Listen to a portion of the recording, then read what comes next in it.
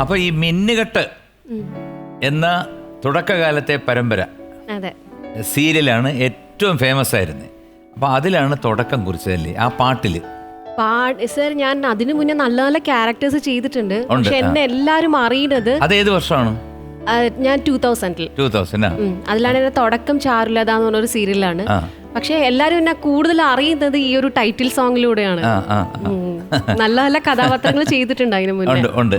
ഇപ്പൊ എത്ര സിനിമയിൽ അഭിനയിച്ചിട്ടുണ്ടോ? സിനിമയിൽ ഞാൻ ചെയ്തിട്ടുണ്ട് സർ, പക്ഷെ അതെല്ലാം ലോ ബഡ്ജറ്റ് ആണ്.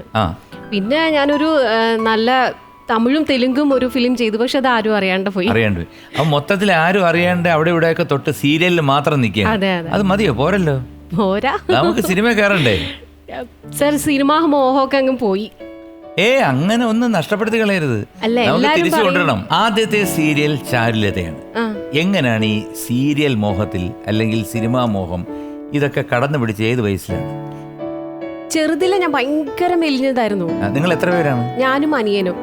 അനിയൻ എന്ത് ചെയ്യുന്നു? അനിയന് സൗദിയിലായിരുന്നു, AC ടെക്നീഷ്യൻ ആണ്. ഇപ്പൊ നാട്ടിൽ വന്നു. വിവാഹിതനാണോ? ആണ്. എവിടെയാണ്? എറണാകുളം തന്നെ. എറണാകുളം. ഓക്കെ. അപ്പൊ നിങ്ങൾ രണ്ടുപേരുമാണ് ഉള്ളത്? അതെ, ഞങ്ങൾ. അപ്പൊ അച്ഛൻ? പപ്പ ലക്ഷദ്വീപിലാണ്. ഇപ്പോഴും? ഇല്ലില്ല, ഇപ്പൊ മരിച്ചുപോയി. 4 വർഷമായി. ഇപ്പൊ ജീവിച്ചിരിപ്പില്ല? ഇല്ല. അമ്മ ടീച്ചറാണ്, ആർട്ട് ആൻഡ് ക്രാഫ്റ്റിന്റെ ടീച്ചറാണ്. എവിടുത്തെ? കൊച്ചിൻ കലാഭവനും പിന്നെ സ്കൂളിൽ SBO സ്കൂള്, കല്ലൂർ സ്കൂൾ. ഒരു കലാപരമായിട്ടുള്ള കുടുംബമാണോ? അമ്മ ആർട്ടാണ്. അപ്പൊ എങ്ങനെയാണ് പിന്നെ സരിതയ്ക്ക് ഇങ്ങനെ ഒരു മോഹം വന്നത്? സിനിമയിൽ അഭിനയിക്കണം അല്ലെ സീരിയലിൽ വരണം? കൊച്ചിയിലെ എന്താണെന്ന് അറിയില്ല സർ, എനിക്ക് നടിയാവണമെന്ന് ഭയങ്കര ആഗ്രഹമായിരുന്നു. അപ്പൊ ഈ കലാപരമായിട്ടുള്ള ഈ സിനിമയിലും ഇതിലൊക്കെ അഭിനയിക്കണം അല്ലെ സീരിയലിൽ വരണം എന്ന് തോന്നിയത് ആരുടെയെങ്കിലും അഭിനയം കണ്ടിട്ടാണോ അതോ സ്വന്തമായിട്ട് തോന്നിയതാണോ? സ്വന്തമായിട്ട് തോന്നിയ ഇങ്ങനെ ഇത് വരണമെന്ന്. അപ്പൊ അതുവരെ സീരിയലൊന്നും കണ്ടിട്ടില്ലേ, സിനിമയൊന്നും കണ്ടിട്ടില്ലേ? തീരെ ചെറുതായിരുന്നു അന്ന്, സീരിയലൊന്നും കണ്ടിട്ടില്ല. എത്ര വയസ്സായിരുന്നു? LKG പഠിക്കുമ്പോ. അങ്ങനെ ഒരു ആഗ്രഹം? ഞാൻ ഭയങ്കര മെലിഞ്ഞതായിരുന്നു. അപ്പൊ എന്നെ അമ്മ ഭക്ഷണം കഴിപ്പിക്കുമ്പോഴേ നിനക്ക് നടിയാവണം എന്നുണ്ടെങ്കിൽ നീ നന്നായിട്ട് ഭക്ഷണം കഴിച്ചു. അതാണ് കാരണം എവിടെങ്കിലും ഒരു ലിങ്ക് വേണമല്ലോ. അപ്പൊ അമ്മയാണ് മോളെ ഒരു നടിയാക്കണം എന്നുള്ള ആഗ്രഹം കൊച്ചിലെ ചോറൂട്ടുമ്പോ തൊട്ട് തുടങ്ങി. അപ്പൊ കുറച്ച് മോളെ നടിയാവണ്ടേ? എനിക്കൊക്കെ ആഹാരം കഴിക്കണേ അമ്മ അങ്ങനല്ല പറയുന്നത്. ദേ വലിയ കണ്ടോ എന്ന് പറയുമ്പോഴത്തേ ഞാൻ എന്ന് പറയുമ്പോ വായിക്കാത്ത നേരെ തിരിച്ചാണ് സരിതയ്ക്ക്. അപ്പൊ അങ്ങനെ ചാരുലതയിൽ വന്നു. അത് ഏത് വർഷം? അത് 2000. എങ്ങനെയായിരുന്നു വന്ന്? ആരാണ് ഇൻട്രൊഡ്യൂസ് ചെയ്തത്? അമ്മയുടെ ഫ്രണ്ട് ആയിരുന്നു തസ്നിഖാൻ. അപ്പൊ തസ്നിയേച്ചി മുഖേനയാണ് ഈ ഫീൽഡിലേക്ക് വന്നത്. AP ഷിബു വിളിച്ചിട്ട്. Very good. അപ്പൊ അത് തൊട്ട് ഇപ്പൊ എത്ര വർഷമായി? 22 വർഷത്തില് ഞാനൊരു 8 വർഷം ഗ്യാപ്പ് ഇട്ടായിരുന്നു. കുഞ്ഞ് കല്യാണം കഴിഞ്ഞു, കുഞ്ഞൊക്കെ ആയതുകൊണ്ട് അവനൊന്ന്. എത്ര കുട്ടികളുണ്ട്? ഒരു മോൻ. ഇപ്പൊ എത്ര വയസ്സായി? ഇപ്പൊ 13 ആവാൻ പോണു. 13 വയസ്സായി. Very good. ഹസ്ബൻഡ് എന്ത് ചെയ്യുന്നു? Husband civil engineer, Cochin.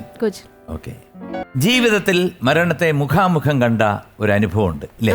ഉണ്ട്. എന്താണത്? അത് സർ ഒരു ഷൂട്ടിംഗ് സമയത്തായിരുന്നു. അപ്പം ഞാന് ഒരു ഭിക്ഷക്കാരിയായിട്ടായിരുന്നു അഭിനയിക്കുന്നത്. അതിൽ എന്റെ കൂട്ടത്തിൽ 2 അനിയന്മാരും ഉണ്ട്. അപ്പൊ ഞങ്ങൾ ഇങ്ങനെ ഭിക്ഷ പെറുക്കി ഇങ്ങനെ റെയിൽവേ ട്രാക്കിൽ കൂടെ നടക്കുന്ന സീനാ. അപ്പൊ ആ സമയത്ത് അവിടെ ഒരു അതന്നെ അതിപ്പോ ഒരു ബോട്ടിൽ ഉണ്ടായിരുന്നു. അപ്പൊ ആ ബോട്ടിൽ ഞങ്ങൾക്ക് കിട്ടി. അപ്പൊ ഞങ്ങള് എന്തോ കുടിക്കുന്ന എന്തെങ്കിലുമൊക്കെ ആയിരിക്കും എന്ന് വെച്ചാൽ ഞങ്ങൾ അതെടുത്ത് കുടിക്കുകയാണ്. എന്താണെന്ന് ഞങ്ങൾക്ക് അറിയില്ല അത്. അങ്ങനെ ഞങ്ങൾ എടുത്ത് കുടിക്കുമ്പോൾ ഞങ്ങൾക്ക് അത് തലയ്ക്ക് പിടിച്ചിട്ട് ഞങ്ങൾ റെയിൽവേ ട്രാക്കിൽ കിടന്ന് ഉറങ്ങുന്ന. അതെ, അതാണ് ഷോട്ട്. ബോധമില്ലാണ്ട് കിടന്ന് ഉറങ്ങുന്ന ഷോട്ടാണ്. അപ്പോ ഇത് ഗോപകുമാർ അങ്കിളില്ലേ, അങ്കിൾ ഇത് കാണുകയാണ്. അപ്പൊ അങ്കിൾ ഇത് കണ്ടിട്ട് ഞങ്ങൾ എടുത്ത് മാറ്റുന്ന ഒരു സീനാ. അപ്പോ ശരിക്കും എന്റെ അങ്കിൾ ആദ്യം വന്നിട്ട് ഈ അനിയനെ എടുത്ത് മാറ്റും, രണ്ടാമത് വന്നിട്ട് ഈ അനിയനെ ട്രെയിൻ എവിടെ നിന്ന് വരുന്നുണ്ട്.